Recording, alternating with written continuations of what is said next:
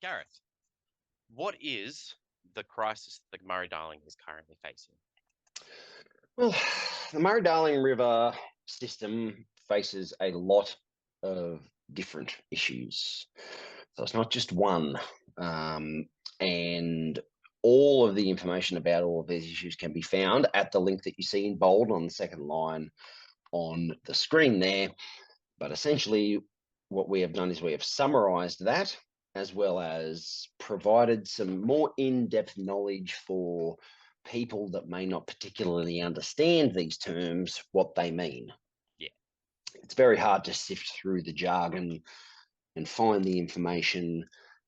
So, I mean, we've been working on this for 4 months, I think, Tony, and this is like, it's been a long process of research to try and actually find this information. Yeah, correct. As well as knowing from common knowledge, as well as my experience in the industry and so on and so forth. So the first one that people would be mostly familiar with is Blackwater events. And these, in particular, Blackwater events, people became aware of them when we experienced a lot of bushfires, especially around Black Wednesday and things like that in Melbourne, in Victoria. And bushfires are obviously uncontrollable. Okay, they're an uncontrollable event mostly, and it's an environmental thing that happens. It's mostly uncontrollable. Okay, but what we need to remember is Blackwater events are caused by more than just bushfires. Okay, so the Blackwater event that people are referring to after the bushfires is because the water physically became black because of the color of the ash that was running into it. But the overall effect was it sucked the oxygen out of the water. Okay, so when people also term a Blackwater event, it can be termed as a hypoxic event that essentially resulted in the oxygen being drawn out of the water to a point where it couldn't sustain life. Okay. So you're saying that there are other Blackwater events that don't look black, like ash black because it's not made by a bushfire. Yeah, the Blackwater, okay, so a good way to think about it, okay, is do you know the term grey water from your washing machine and things like that? People have grey water systems that they can water onto their lawns and things, okay? Yeah. You can imagine black. If green is good, okay, or if white is good, then black is bad. All right. So black water essentially is just something that you can't really sustain any life in. All right. It needs treatment. It needs help to become healthy again.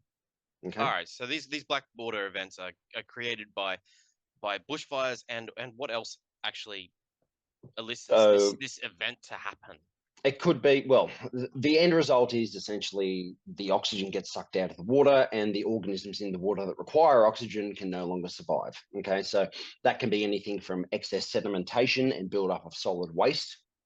It could be a change in the thermocline, which takes water that's very lacking in oxygen to the top. Okay, and the warmer water goes to the bottom, and the thermocline essentially rolls and switches. That can cause huge issues. When an algae bloom crashes, that can cause huge issues. When there's excess nutrient in the water that's fueling a really heavy algae bloom, which we'll go into later on in slides down the track, when that algae then goes into respiration at night instead of photosynthesis during the day, they then start to suck the oxygen out of the water and produce CO2, and that creates a hypoxic event, which results in a quote unquote Blackwater event, which is essentially just water that has, from a number of different issues, had the oxygen sucked out of it that it wouldn't usually experience. Yeah, so in the aquaculture industry, how often does this actually occur? In the aquaculture industry, we try not to let it occur at all. So there are obviously events such as, so there's a couple of different farming methods. They can broadly be broken up into extensive and intensive. Extensive obviously means, so like an extensive as having 1,000 head of cattle and just letting them roam across your property. Okay, that's extensive. All right. Intensive would be taking all of those cattle and putting them into a feedlot. Oh, okay. Yep. Into a control. Intensifying the food, maximizing and getting the best quality food into them, enough water, everything like that, in a feedlot for high production. Okay. Yeah. Same thing with aquaculture, but it's more extensive, very low stocking density in a pond without filtration, and intensive in a system in tanks inside where we can control the environment, as well as the fact that we have a much higher stocking density. Okay, so there are controls in the environment that you monitor and take care of to provide the best exactly. quality for the aquaculture fish. For example, in an extensive application like a pond, so essentially a hole in the ground, whether it's got a liner or whether it's earthen bottom, whatever it is, whether you're farming prawns or fish or whatever it might be, generally speaking, in a nutshell, farmers try to get a balance between a bacterial bloom and an algae bloom, so the algae can produce oxygen for the fish. And then they also have paddle wheels, which are aerators, which splash the water around and put oxygen into the water as a safeguard to back that up. Okay. They then, if it's overcast and they know they're going to have a couple of overcast days and they're at the end of their production, so their algae bloom's really thick. Okay. That can really impact, if it's overcast, it can really impact the amount of oxygen in the water. So they have to artificially add oxygen into the water with chemicals or with pure oxygen gas or whatever it might be. Now, if they don't catch that and they don't monitor these things and know what the effects are, or the cause, the effects of the cause of a lack of oxygen, the more they can mitigate that, the better their production will be. So essentially, these aquaculture farmers find this balance between an algae bloom and all the other bits and pieces that are in there, and they monitor this to keep it at such a safe level. Multiple times a day, they're monitoring DO, or dissolved oxygen, because that's the most important parameter. But they're also trying to balance it so they don't get really big pH swings, really big swings in oxygen and CO2. They want to create a stable environment if they can. So clearly they've got a handle on this, because if we're talking about it like properly and particularly businessly speaking, the wild catch versus the agricultural catch, like the agricultural farming, is that they have a 50-50 split at the moment. They did in 2018, 2016, 2018, 2019. Ever since then, aquaculture has produced more aquatic protein, more seafood for human consumption than wild catch has. So they really have a handle on this. They really understand the Aquaculture biodiversity and the ecology of the system itself that keeps fish viable for sale.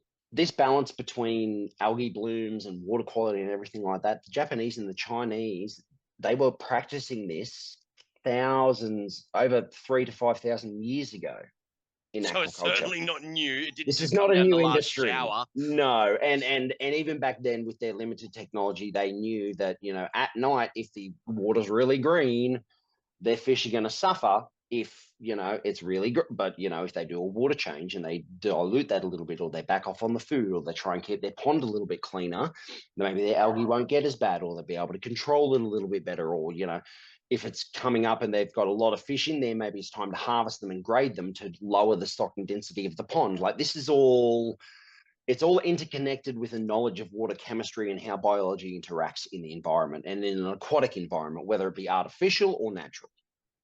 So clearly, there is a major imbalance in the Murray-Darling River system.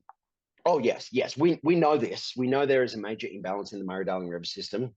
We know that it's not the way the river system was, especially before the colonization of the white man in Australia, back in 1800s. So this is a problem. We're monitoring constantly blue-green algae blooms and water quality incidences, fish kills, everything like that, on a constant basis. We know it's an issue. We have known it's an issue for many, many, many years. So in covering more of these things, considering other things that are like beyond our control, i.e. Drought, for instance. Yes. So what are the knock-on effects of those kinds of events for the river, its health itself? So if we take into account, and you'll be able to apply this to any of the other things that I bring up after drought. Okay, so imagine that you have two rivers that are separated by 100 kilometers. One is a pristine river, okay, and one has had 50 years worth of runoff from farms and fertilizer and erosion, and it's a messy sort of river, even if it's flowing really well. Okay, a couple of years goes by, drought comes, water flows decrease significantly. Okay, one river that is perfect is still, the water flows low, but it's still got good quality water flowing through it, and the river's really healthy, so it's not suffering too badly. And in essence, the holes in the pools and the depth of the river overall is a lot deeper on average because it's not clogged with sediment that's been building up over the last 50 to 100 years or more. Okay. River number two that has had, agricultural inputs, sediment, waste runoff from urbanization, whatever it might be. Once the water flow starts to decrease, that river was already way behind the eight ball while the river flows were good. Yeah. So once drought kicks in and river flows start to drop, not only do the pools dry up quicker because they've got physically less volume because they've got more sludge in the bottom of them. Okay. But the water quality itself, the amount of oxygen the water holds, the amount of algae and everything in the water is so much more than a river that doesn't have these elevated nutrient issues, that when the water flow stops, the impacts of those elevated levels of nutrient from the algae growth, from the increased level of sediment over the years and everything, bad things happen a lot quicker in a water body that's already, 5 steps behind where it should be, compared to a water body that's still able to maintain its own health because, it doesn't have the input of nutrient and runoff from land or anything like that. Yeah, right. So what is that actually called? Elevated nutrient levels. Is that I believe stratification? Well, yes and no. So stratification can occur definitely when water flows get low or when elevated nutrient levels occur. And that is predominantly to do with the algae blooms that occur after that. So the elevated levels causing the algae blooms, which, does, Oh, so as I say, that's the knock-on effect further on down the line. yes, to produce it essentially, results in a significant reduction in water quality. And that leads on to a lot of other things, including stratification, because the algae bloom blocks the sunlight from getting down lower into the water column, which would usually heat the water levels of the water up, right? But the algae bloom's so thick that it can't get down there.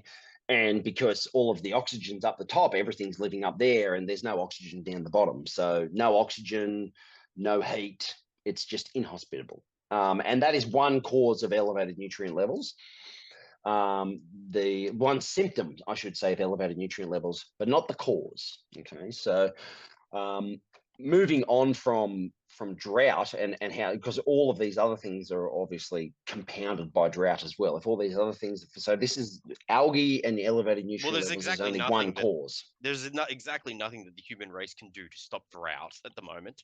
Exactly, but there is many things that we can do to minimize the effects of drought by minimizing our impact and reversing what we've put into the system that's making the effects of that drought even worse for the things that are living in the river. So another one of those, and this is a big one, okay, is sediment buildup from excessive biomass growth from increased nutrients. So what do I mean by that? Well, increased nutrient, again, fuels all sorts of growth of plants, whether it's algae, whether it's blue-green algae or cyanobacteria, like blue-green algae is, whether it's excess plant growth. But what happens is, ultimately, these plants die because they crash and we experience die-offs, and all that biomass falls to the bottom. Okay. Yeah. And what happens is that then adds to the sediment load. And because that area where all that stuff is falling is devoid of oxygen and doesn't have any oxygen and is really, really cold because it's stratified in a lot of places, nothing lives down there. So the sediment doesn't get broken down. It just re-releases the stuff that's bound up in its cell structure, and all the solids just settle on the bottom and create more sludge. So what that does is it chokes the biological filtration system of the river. Okay, so good bacteria that we want to process nutrient and things like that live on surfaces in the river. So that's boulders and gravel on the bottom, and trees and sticks and twigs. And, on the bottom of a river, you would imagine, there might be some mud, there might be some silt and things like that. But generally, you're going to have gravel and boulders and all sorts of other stuff kicking around. Mm. When you smother all that out and the bacteria no longer have access to oxygen, what's filtering the water? What's taking the waste out of the water? What's taking the ammonia and the nitrite out of the water?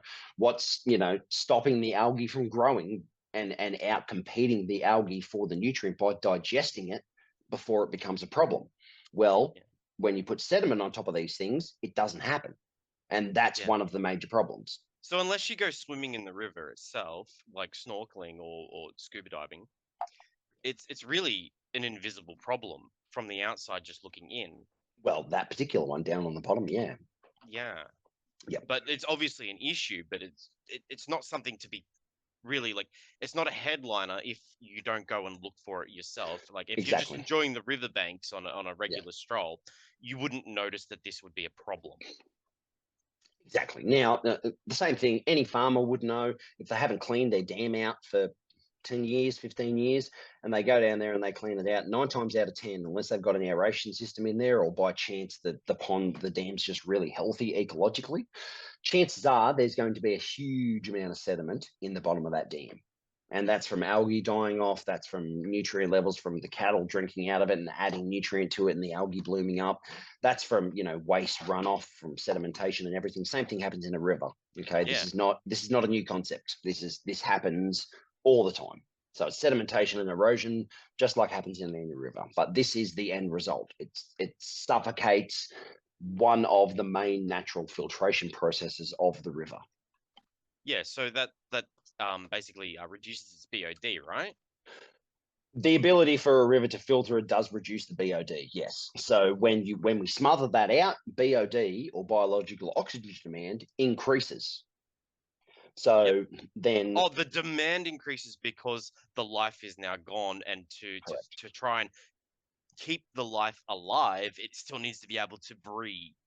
that's correct, exactly. So by the increased sediment reduces the dissolved oxygen overall, as well as overall reduced dissolved oxygen throughout the system. And this all results in an increased level of BOD, and that is biological oxygen demand. And to explain BOD in simple terms, BOD or biological oxygen demand is the amount of oxygen a body of water or anything needs to remain healthy and sustain itself. Okay. Biological oxygen demand is artificially increased by increased amount of solid waste in the water, increased sediment, low water flow, increased temperature, all of the above. Okay. And once you start adding these things on top of each other, things start to steamroll and compound very quickly. So this is only half the story so far. yeah, it seems like the issues are manifold and compounding. In that once you get one thing going wrong, it seems to have a knock-on effect of creating other problems that are symptomatic of the cause. Yes. So the sixth point is that exact next step. So what happens after all of these things start to happen, start to compound, one on top of the other, on top of the other, on top of the other? We can have and have experienced a lot fish kills from reduced water quality and in particular dissolved oxygen, low dissolved oxygen. Okay, so reduced water quality could be increased amounts of ammonia, decreased pH, increased amount of CO2, increased amount of solids, salts, heavy metals, salinity, all of these things. And low oxygen obviously is caused by all of the problems that we've that we've gone into above. Okay, Yeah. so that's one cause. So now we're into the symptoms. Okay, so we've gone through all the causes that are leading up to this. Now we're into the symptoms. So what happens is we get a So fish we kill. got, yep. Okay, then before, during, or after, or all of the above, an increased growth of nuisance algae. Yeah. This includes cyanobacteria. So cyanobacteria is what we call blue-green algae. Okay, cyanobacteria is actually it's a photosynthetic bacteria. So it's like an algae, but it's also a bacteria. So it can grab nutrient by itself and eat it like we can, but it can photosynthesize and maintain itself via sunlight like a plant can. It's Yeah, like right. So it does a bit of both. it's like a weird mutant hybrid. Yeah, there's a couple of different types. Blue-green algae is one. Spirulina is actually a good type of cyanobacteria. That's another type of blue-green algae. There's a red slime bacteria, a cyanobacteria in marine aquariums that a lot of marine aquarists will be familiar with.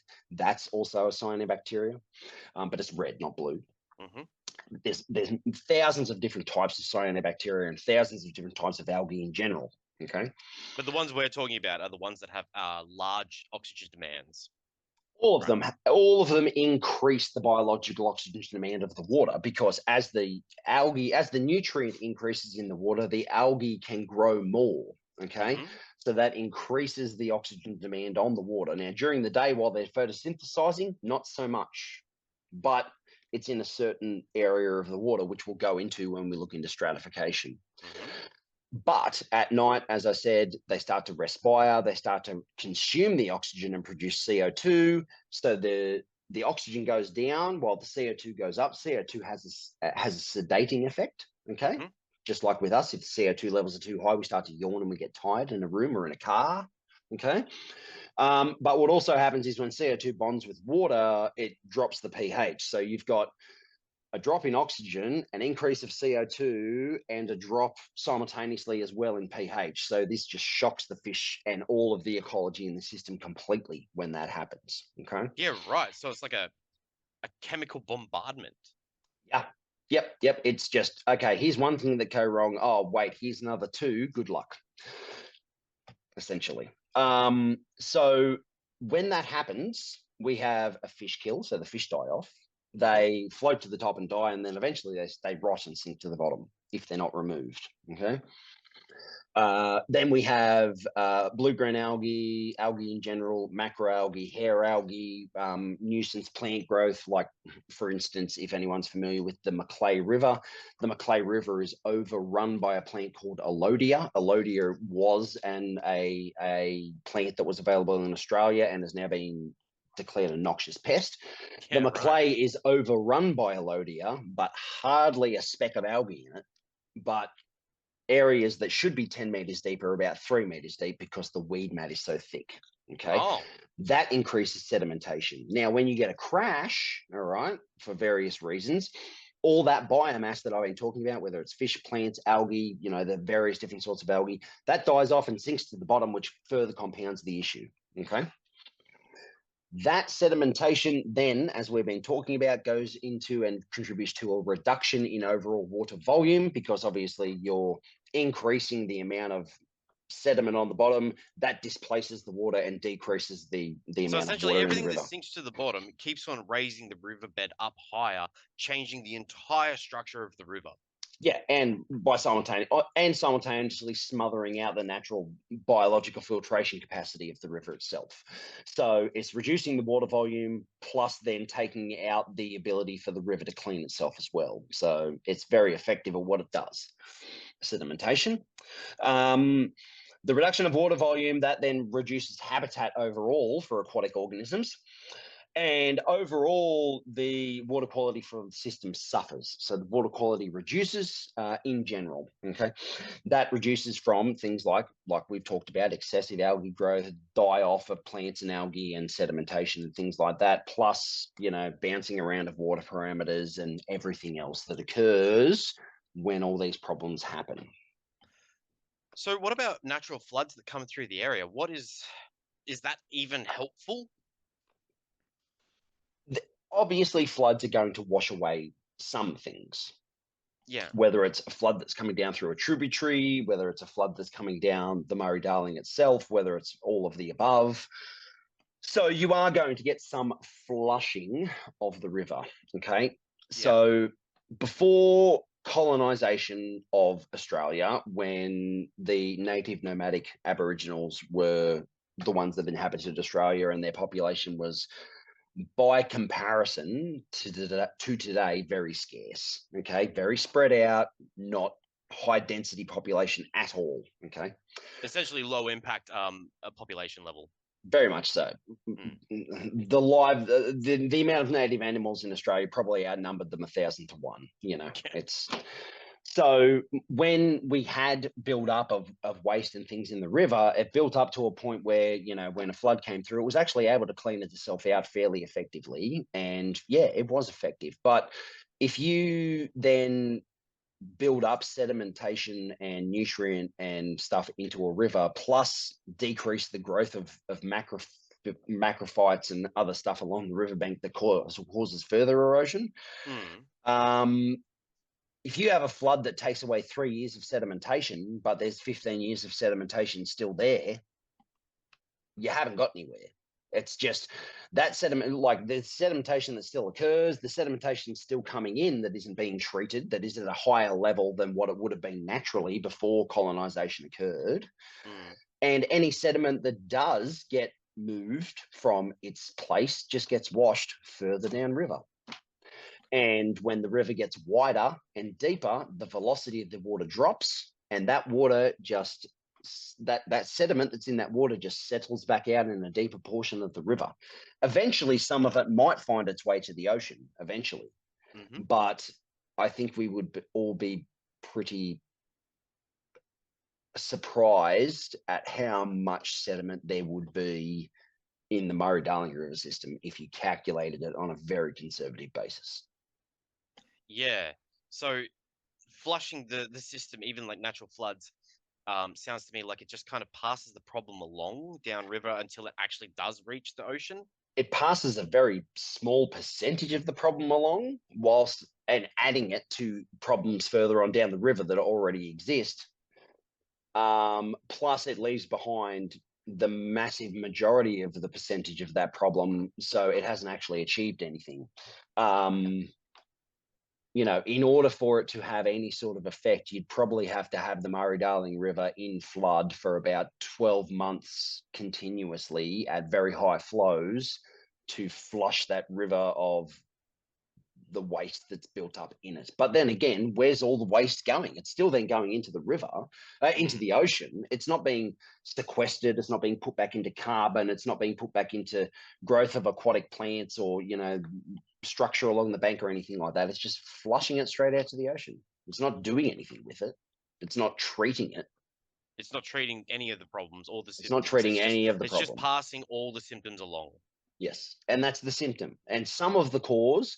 But if you're not treating the cause in the first place, it's just going to replace itself over time. Even if you do get rid of it manually, you need something in there to treat it constantly because there's a constant input of nutrient and waste, and therefore there needs to be a constant output of nutrient Yes, and well, waste. we up here in far north Queensland have similar knock-on effects with the Great Barrier Reef, with local farmers in agriculture having their nutrients flow out to the barrier reef and causing a number of issues, even in the wider water, no longer in a river system.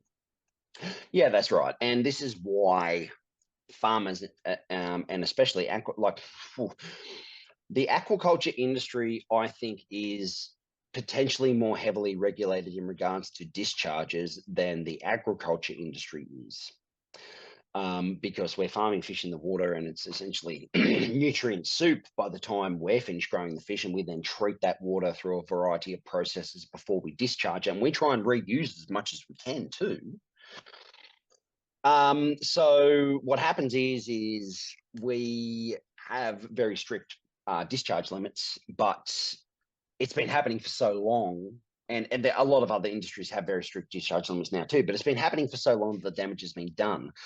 And the more that our population increases, even though our discharge limits are strict, if you have five, companies discharging a little bit, but then you have a million other people apart from that also discharging that little bit, it all adds up very, very, very quickly.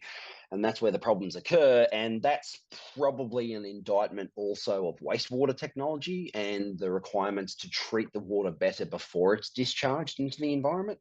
Mm-hmm. That's another story entirely. But yes, it definitely compounds, and it's not treating the cause. And our population isn't getting any smaller, so the problem is not only going to continue, it's going to get exponentially worse if we don't do anything about it. So it sounds to me that there is a industrial situation that is causing this issue, and there needs to be some version of industrial help to help reverse the problem. Yeah, look, industry is definitely a part of it. Okay, so the runoff from production processes like agriculture, whether it be broadacre cropping or livestock or whatever it might be, sheep or cattle or whatever, regenerative farming practices are helping a lot with that, and they are teaching that in agriculture now. Regenerative farming is a big thing. It's actually more beneficial to you anyway and produces better results. But I digress. It's part of it, but it's not the only reason for it. Urbanization is another thing. We need room to live. Our population isn't getting smaller. We need room to live, but we also need to produce food. So this isn't by any means an attack or a criticism of farming practices that aren't aquaculture. All farming processes have waste outputs that need to be treated. And if they're going into these systems, then they're all contributing to it. And we need food. There's no way we can get enough food from the wild to support our population. We need to farm it. But if we're expecting our river system to cope with an artificially increased amount of nutrient and waste, we need to be able to apply something that's then going to enable that river system to process that artificially increased level of waste. And that indeed needs to be a industrial approach. Definitely. This is not a small system. It's not a small problem, and it's not going to be a small solution.